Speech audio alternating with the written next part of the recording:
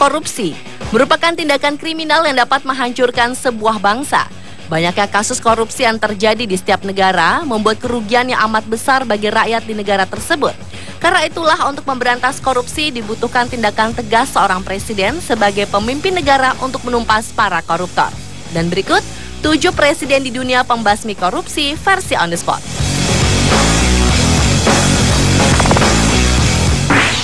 Presiden ketiga Georgia, Mikhail Saakashvili, adalah salah satu presiden pembasmi korupsi yang terkenal. Pria yang sudah 2 kali terpilih menjadi presiden ini telah memecat seluruh personel polisi lalu lintas karena terindikasi terlibat korupsi. Tidak tanggung-tanggung, Mikhail memecat 30.000 personil polisi sekaligus. Sebelum memecat para polisi itu, Presiden Georgia memberikan kenaikan gaji, tetapi tidak memberikan fasilitas seperti seragam, mobil, dan bahan bakar. Ia juga mendorong para polisi ini untuk berlaku jujur bila menerima suap. Para koruptor itu harus memberikan sebagian hasil korupsinya tersebut pada negara. Ternyata cara tersebut tidak manjur mengurangi korupsi di kalangan kepolisian. Akhirnya hampir 90% personil polisi langsung dipecat. Presiden Mikhail kemudian membangun polisi lalu lintas yang baru di bawah asistensi urusan penegakan hukum dan Biro Narkotika Internasional Amerika Serikat. Selain diberi fasilitas baru yang lebih baik dari sebelumnya, mereka juga digaji 20 kali lipat. Hasilnya, warga Georgia yang awalnya malas berurusan dengan polisi, kini lebih kooperatif berkomunikasi dengan polisi. Masyarakat pun menjadi berani melaporkan segala tindakan kejahatan atau kehilangan. Hal itu menyebabkan angka kriminalitas menurun, dan citra polisi Georgia pun terangkat, yaitu terdidik dan terkendali. Menghukum seseorang karena tindakan korupsi memang tidak mengenal istilah saudara, kakak, ataupun adik. Jika bersalah, haruslah dihukum. Tindakan inilah yang dilakukan oleh Presiden asal Korea Selatan, Lee Myung-bak. Tahun 2011 lalu, Myung-bak memerintahkan kepada kepolisian untuk menangkap kakaknya sendiri, yaitu Lee Sang-dyuk, yang duduk sebagai anggota parlemen negeri Ginseng itu. Sang-dyuk dituduh telah menerima dana dari berbagai bank bermasalah antara tahun 2007 hingga 2011. Sekitar 525.000 dolar Amerika atau sekitar 4,9 miliar rupiah sebagai imbalan atas upayanya membantu bank-bank bermasalah menghindari audit dan sanksi. Akibat ulah kakak laki-lakinya tersebut, Lee Myung-bak menyampaikan permintaan maaf kepada negara terkait kasus korupsi yang dilakukan oleh Lee Sang-dyuk. Dugaan korupsi yang dituduhkan kepada kakak presiden ini merupakan skandal terbaru dari serangkaian kasus yang melibatkan orang-orang di sekitar presiden. Ellen Johnson Sirleaf adalah wanita pertama yang terpilih memimpin negara Liberia dalam sejarah Afrika modern. Ia dianggap sebagai pembaharu dan pembawa perdamaian sejak ia menjabat presiden di tahun 2006. Dalam masa kepemimpinannya, wanita yang kini berusia 74 tahun itu dikenal tegas dalam memberantas korupsi. Ellen telah memecat anaknya sendiri, Charles Sirleaf, yang menjabat sebagai wakil direktur Bank Sentral. Sejumlah wakil menteri dan inspektur jenderal di tingkat provinsi dan juga 45 pejabat negara lainnya dipecat karena tidak menyerahkan daftar kekayaan kepada Komisi Pemberantas Korupsi. Ellen juga secara tegas menyatakan bahwa mereka tidak boleh kembali menjabat bila belum memberikan deretan penghasilan yang diperoleh dan dari mana sumber kekayaan mereka.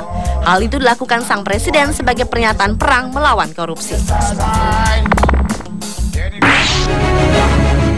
Dalam memberantas korupsi, ternyata negara Cina sangat serius dan tidak main-main.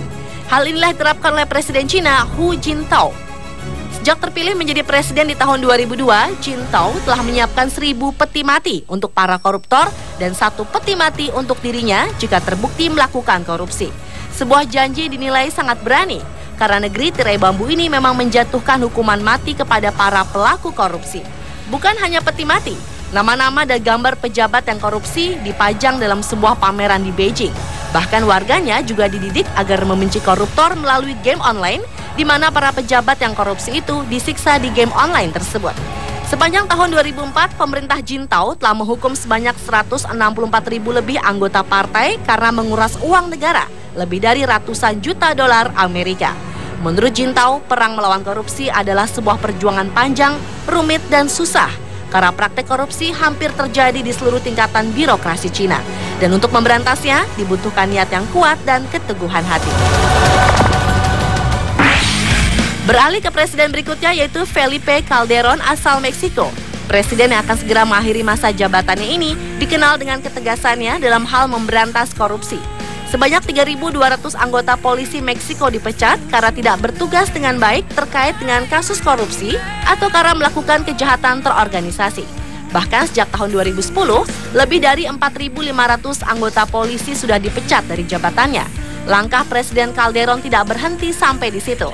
Tahun 2011 lalu, ia juga memecat lebih dari 900 polisi di kota Boca del Rio, Meksiko. Kebijakan ini diambil sebagai bagian dari kampanye anti korupsi dan peningkatan keamanan terkait sindikat narkotika. Para polisi yang dipecat tersebut dilarang bekerja sebagai polisi di tingkat lokal, negara bagian, maupun di tingkat federal. Apa yang sudah dilakukan oleh Presiden Calderon terbilang fantastis dan mendapat pujian dari beberapa negara. Berikutnya adalah mantan Presiden Guatemala Alvaro Colom Caballeros yang memerintah sejak tahun 2008 hingga 2012. Selama menjabat sebagai presiden, Alvaro Colom dikenal cukup tegas dalam masalah memberantas korupsi. Alvaro pernah memecat kepala kepolisian Porfirio Perez dan asistennya Rolando Mendoza karena menggelapkan barang bukti kokain seberat 118 kg. Pria berusia 61 tahun ini juga pernah memecat Menteri Dalam Negeri keempatnya Raul Velasquez dan Kepala Kepolisian keempat Baltazar Gomez atas kasus korupsi dan dugaan penyelundupan narkoba. Alvaro juga mengecam bandar dan produsen narkoba di balik kasus-kasus korupsi polisi ini. Menurut pengakuan Alvaro, bandar-bandar narkoba tersebut telah membuat semua orang menjadi koruptor termasuk Kepala Kepolisian Guatemala. Salah satu presiden terpilih asal Peru, Ollanta Humala, membuat langkah berani setelah dirinya resmi menjabat Presiden Peru pada tahun 2011 lalu. Tak lama setelah dilantik, pria berusia 50 tahun ini langsung bertindak cepat dengan memecat 30 orang dari 55 jenderal polisi, kolonel dan komandan distrik, dan juga Kepala Kepolisian Raul Baquera. Ke-30 jenderal yang dipecat tersebut diduga sebagai koruptor dan memiliki hubungan dengan peredaran obat terlarang. Langkah berani ini disebut-sebut sebagai tindakan terbesar sepanjang sejarah kepolisian Peru. Apa yang sudah dilakukan oleh Ollanta tersebut merupakan janjinya saat berkampanye menjadi presiden Peru, yaitu memberantas korupsi dan menyatakan perang terhadap peredaran obat-obatan terlarang.